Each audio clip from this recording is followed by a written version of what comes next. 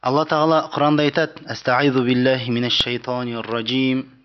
Васари'у иля магфиратин мир раббикум ва джаннатин ардуха ас-самавату вал ард уиддат лил муттақин." Сендер Раббыларыңның мағфиратына қарай асығыңдар. Яғни Раббыларыңның сендердің күнәларыңды кешіруін тілеңдер. Алла Тағаланың мағфиратына қарай сендер жүгіріңдер дейді Алла Тағала. Сонымен бірге жәннатты айтады. Және жәннатқа қарай асығыңдар, жәннатқа қарай жүгіріңдер. Жәннатқа қарай әрекет жасаңдар. Ол қандай жәннат? Ардуха ас-самавату вал ард. Енінің өзі ұзындық емес, енінің өзі аспандар мен 7 қабат аспан бар ғой бізде. 7 қабат аспан мен жерді қамтитын жәннат. Ал ұзындығын болса да оны өлшеп біте алмаймын. Уиддат лил муттақин. Кімдерге дайындалған ол жәннат? Тақуаларға. Тақуалық біз әрбір сабағымызда, әрбір уағызымызда ескертіп айтып отырамыз жамағатқа естен шықпасын деп. Тақуалық Алла Тағаланың бұйырған орындап тыйым салғаннан тыйылу. Алла Тағала нені парыз етті, уәжіп етті, пайғамбарымыз саллаллаху алейхи вассалам сүннат етті, соларды орындап харамнан, мәкрухтен тыйылу. Тақуалық осы. Тақуалық деген жаңа бір дүниеден безіп кету, немесе басқа да артығымен түрлі ғибадаттарды жасау, олай емес. Тақуалық сіз парызды орындап, харамнан сақтанып жүрсіз ба, сол сіздің нағыз тақуалық. Сол тақуалық еткендер үшін Алла Тағала енінің өзі аспандар мен жерді қамтып өзіне сыйдырып алатын жәннатты дайындаған. Алла Тағала бәрімізге де сол жәннатты нәсіп етсін. Сахл бин Саад радиаллаху анху, пайғамбарымыз саллаллаху алейхи вассаламның сахабаларының бірі айтады: "Анна Расулаллахи саллаллаху алейхи вассалам қал." Алла елшісі саллаллаху алейхи вассалам былай деген еді: "Ла ядхулуннал джанната мин уммати 70,000 ау 700,000 мутамасикуна ахизун бa'духум би бa'д." Менің үмбетімнен 70,000 немесе 700,000 адам жәннатқа кіреді. Жәннатқа кіріп жатқан уақытта олар бір-бірінің жанынан қалмайды дейді. Себебі ол Алла Тағаланың тақуа, Алла Тағаланың сондай бойсынушы құлдары ғой ол. Жанашыр құлдары үмбетке, өзінің бауырына бір-бірін тастамайды, бір-бірін ұстап алады дейді. Ахизун бa'духум би бa'д. Бір-біріне неғылған берік ұстамаған, қалып кетпей дегендей. Егер сіз бір бауырыңызға қатты жанашыр болатын болсаңыз, сондай жаныңыздағы досыңызға қатты жанашыр болатын болсаңыз, әрдайым оны неғыласыз? Жаңағы бір қауіп-қатерден сақтауға тырысып, ол жаңағы бір жақсылыққа қарай бара жатқан болсаңыздар, ол қалып кетпесін дегендей ниетпен әрдайым оны қарайлап жүресіз. Сол секілді бұл 70,000 немесе 700,000 дейді пайғамбарымыз саллаллаху алейхи вассалам. Бір-бірінің жанынан қалмайды дейді. Ла ядхулу аввалухум хатта ядхула ахирухум. Ең соңғысы келе жатқан кірмегенше біріншісі кірмейді дейді. Демек бәрі бірге келеді деген сөз. Келеді, алдымен біраз келеді, бірақ соңғысы кірмегенше алғашқы келгені кірмейді. Вужухухум аля суратил қамар лейлатал бадр. Енді пайғамбарымыз саллаллаху алейхи вассалам жәннатқа кірген уақытта, сол жәннатқа кіретін Алла Тағаланың сүйікті пендесі қандай бейнеде болады, соны түсіндіріп жатыр. Олардың жүздері, ай толады ғой, 14 күндік, 15 күндік, 13 күндік ай толып сондай бір керемет болып тұрады. Бір хадистерде пайғамбарымыз саллаллаху алейхи вассаламның жүзін сахабалар сол жаңағы толық айға, толған айға теңеген. 14 күндік ай секілді болатын пайғамбарымыздың жүзі деп, саллаллаху алейхи вассалам. Пайғамбарымыз ең көрікті, ең әдемі адам болған пайғамбарымыз. Юсуф алейхиссаламнан да әдемі керек болса. Жәннатқа кіріп атқан құлдары, Алла тағаланың жаңағы бір-бірінің жанына қалмай, жүздері сол жаңағы 14 күндік толған айдай жарқырап кіреді. Хадисті имам Әл-Бұхари және имам Муслим риуаят еткен. Яғни бұл бауырыңа қарайласу, бауырыңда әрдайым жақсылық істерді жаныңнан тастамай, өзіңе жақсы көргенді оған да жақсы көру жәннатқа кіретін пенделердің сипаты. Естеріңізде болсын. Пайғамбарымыз бір хадистерде айтады ғой: "Ахибба ли ахика ма тухиббуху ли нафсик." Сен бауырыңа өзіңе не жақсы көрсең, соны жақсы көр дейді. "Ла ю'мину ахадукум хатта юхибба ли ахихи ма юхиббуху ли нафсих." деп екінші бір хадистерде айтады. Өзінің бауырына өзіне жақсы көрген нәрсені жақсы көрмегенше адамның иманы кәміл болмайды. Сендердің қайсы бірің болса да имандарың кәміл болмайды. Бұл хадисті имам Әл-Бұхари, имам Муслим риуаят еткен. Осы мағынада келесі хадис. Қандай кейіпте, қандай бейнеде болады жәннатқа кіріп жатқанда момын мұсылмандар. Абу Хурайра радиаллаху анху айтады: "Қала Расулуллахи саллаллаху алейхи ва саллям." Алла елшісі саллаллаху алейхи ва саллям айтты: "Инна аувала зумратин ядхулуна аль-джанната аля суратил қамари лейлатал бадр." Яғни бұл ана 70 мың, 700 мың емес, бұл басқа топ. Бұл басқа топ. Ең бірінші жәннатқа кіретін топ. Инна аувала зумратин ядхулуна аль-джанната аля суратил қамари лейлатал бадр. Ең бірінші жәннатқа кіретін топ қиямет күні. Жүздері толған айдай жарқырап, сондай әдемі көркем болып кіреді. وَالَّذِينَ يَلُونَهُمْ عَلَى أَشَدِّ كَوْكَبٍ دُرِّيٍّ فِي السَّمَاءِ إِضَاءَةً. Одан кейін кіретін топ дейді. Мынау аспанда ең қатты жарқырап тұратын жұлдыз қай жұлдыз? Шолпан жұлдыз ба?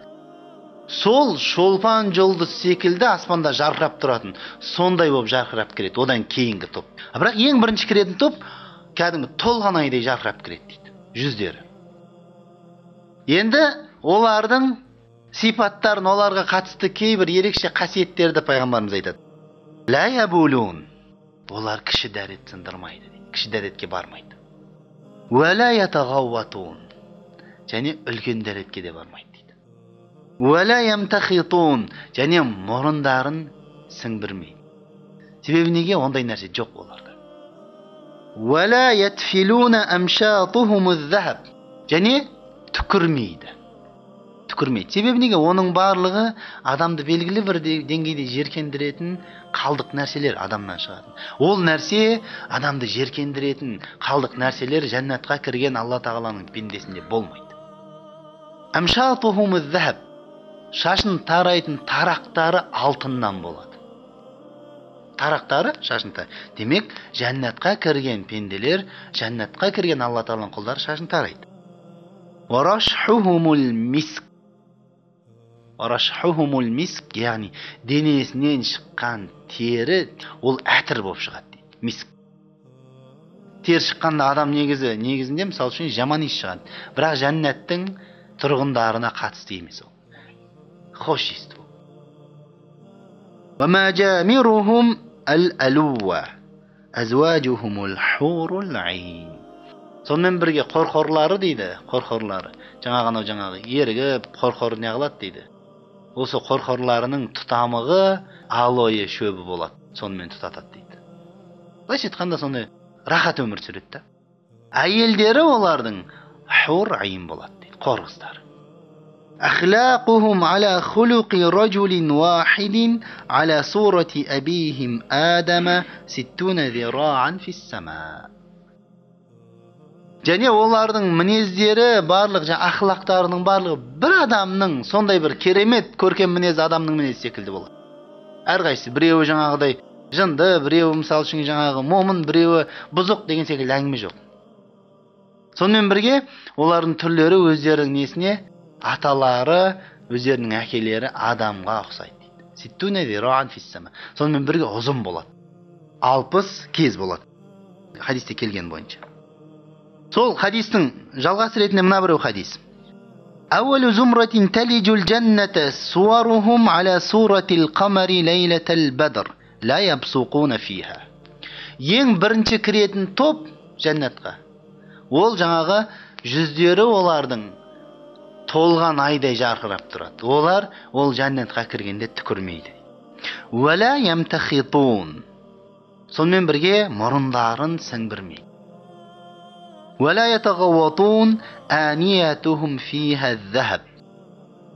Олар үлкен дәретке шықпайды. Жаңа хадис айтылған. Ыдыстары, жәннаттағы ыдыстары алтыннан болады. Алтын. Мұсылман адам үшін, яғни алтыннан ыдыс, күмістен ыдыс деген бұл дүниенің несі емес, ыдыс емес, ол жәннаттың ыдысы, ахиреттің ыдысы. Пайғамбарымыз саллаллаху алейхи вассалам мұсылман адамның ыдысы, жаңағы ішетін, мысалы кесесі, басқасы алтыннан, күмістен болуына тыйым салды. Сосын хадисте айтады, кімде-кім бұл дүниеде ыдыстарын алтыннан, күмістен жасайтын болса, онда ол қияметте Алла тағаланың хұзурында алтыннан, күмістен ешқандай не қылмайды дейді, пайдаланбайды. Алтыннан, күмістен ыдысы болмайды оның. Амшатуху миназ-захаби вал-фидда. Хадисте тағы қосады, тарақтары олардың шашын тарайтын алтыннан және күмістен болады дейді. Алтын тарақ. Ва маджамирухумул алува, яғни жаңағы қорқорларының тұтамығы, тұтататын несі жаңағы алойдан болады. Ва рашхухумул миск. Олардан денесінен шыққан тер миск, хош иісті әтір болады. لكل واحد منهم زوجتان يرى مخ سوقهما من وراء اللحم من الحسن لا اختلاف بينهم. Олардың әрқайсысының несі? Екі әйелі болады. Ол әйелдердің дейді. Аяқтарының сүйегінің ортасында сүйектің майы бар ғой, кәдімгідей аяқты сыртынан қарағанда көрініп тұрады дейді. Соншалықты әдемі, соншалықты прозрачный көркем болғандығы несінен сүйектің ішіндегі майы сыртынан көрініп тұрады дейді. Керемет. Минал хусн, әдеміліктен ол нәрсе, қорқыншылықтан емес. Лахтилафы байнауым, ешқандай бір-бірімен таласу, бір-бірімен ренжісу деген жәннаттың тұрғындары болмайды. Сондықтан жәннаттың тұрғындары секілді болғымыз келсе, біз негізі бір-бірімізбен неғымыз ренжіспеуіміз керек. Уәлә табағуд. Бір-бірін неғылмайды, жек көрмейді. Құлубухум қалбу вахидин юсаббихуна Аллаха букратан ва ашия. Жүректерінің барлығы бір адамның жүрегі секілді болады. Жүректердің арасында жаны жоқ, ешқандай айырмашылығы жоқ. Барлығы сондай бір өте жақсы, өте ізгі адамның, жәннаттың тұрғындарының жүректерінің барлығы пайғамбарымыз саллаллаху алейхи вассалам өте жоғары сипаттаған сондай бір адамның жүрегі секілді болады. Олар таңертең кешке Алла тағалаға тәсбих айтады. Таңертең кешке Алла тағаланы ұлықтайды. Хадисте имам Әл-Бухари және имам Муслим риуаят еткен. Енді мына хадисте пайғамбарымыз саллаллаху алейхи вассалам айтады. Хадисте Әл-Миқдам радиаллаху анху бізге жеткізеді. Ма мин ахадин ямуту сиқтан вала хариман ва иннама ан-насу фима байна залика илля буиса ибну 33 сана. Қандай да бір адам егер де дейді туылмай тұрып түсіп қалып қайтыс болатын болса дейді. Туылмай тұрып. Анасының құрсағынан туылмай тұрып түсіп қалды бала. Яғни түсікпен кетті бала. Әрине рух үрленгеннен. Немесе қартайып қайтыс болды біреу.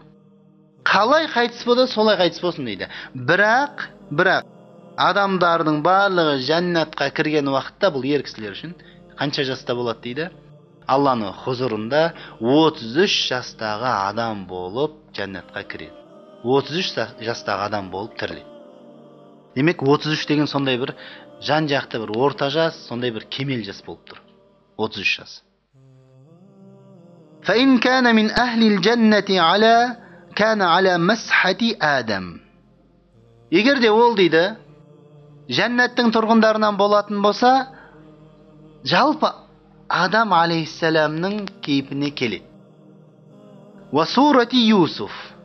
Юсуф, пайғамбардың Юсуф алейхиссаламның көркемдігіне келеді, әдемілігіне келеді түрі дейді. وَقَلْبِ Айюб. Және жүректері Айюб алейхиссаламның жүрегі секілді болады. барлығының. وَمَنْ كَانَ مِنْ أَهْلِ النَّارِ عَظُمُ وَفَخُمُ كَالْجِبَالِ. Енді бұл жерде пайғамбарымыз саллаллаху алейхи вассалам жәннатқа қызықтырумен бірге сахабаларды және бізді тозақтан қорқытып жатыр, ескертіп кетіп жатыр. Ал бірақ ол дейді тозақтың тұрғындарынан тозаққа лайықты пенде болатын болса, онда ерекше дәу, епетейсіз болып кетеді. Өткенде бір интернеттен қарап қалдым, дүниедегі ең дәу адам, семіз адам 500 килограмм бір елде екен, Японияда ма 500 бір нәрсе килограмм.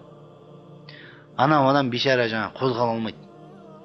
Сондай жағдай қиын және жиіркенішті, аяқ қол деген көрінбейді, май бір нәрсе бүйтіп асып кеткен, былайша айтқанда былжырап жатқан қамыр секілді. Яғни бұл нәрсе жиіркенішті нәрсе. Бұл нәрсе Алла тағаланың, оған енді Құдай сақтасын ондай болудан, бірақ бір сынақ, үлкен сынақ, ол азапта болуы мүмкін. Яғни тозақтың адамдары сондай епетейсіз дәу болып кетеді, тау секілді дейді. Хадисте имам Әл-Байхақи риуаят етеді.